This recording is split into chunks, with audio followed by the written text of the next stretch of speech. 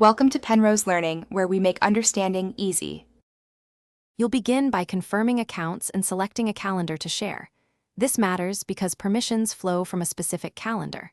Sign into Google Calendar, create a new calendar if you want a dedicated shared schedule, or pick an existing one to avoid duplication.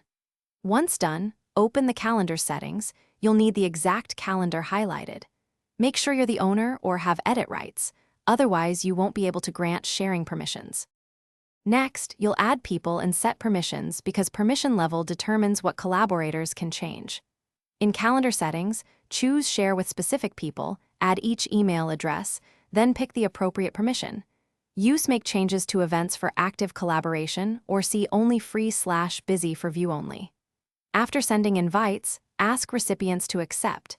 If they don't, remind them to check their Google account or spam. Also, make sure notification preferences match how you want changes announced. Finish by testing and syncing so everyone has the same experience. Create a few test events, assign colors, and confirm collaborators can view and edit from desktop and mobile. This reveals permission gaps and sync delays. Once verified, adjust notification settings and calendar display preferences for clarity. If problems persist, check ownership, permission level, whether accounts are on the same organization domain, and clear app cache or re-sign in. That one troubleshooting step resolves most stuck sharing issues. Thanks for watching. If this was helpful, leave a like and consider subscribing. See you next time.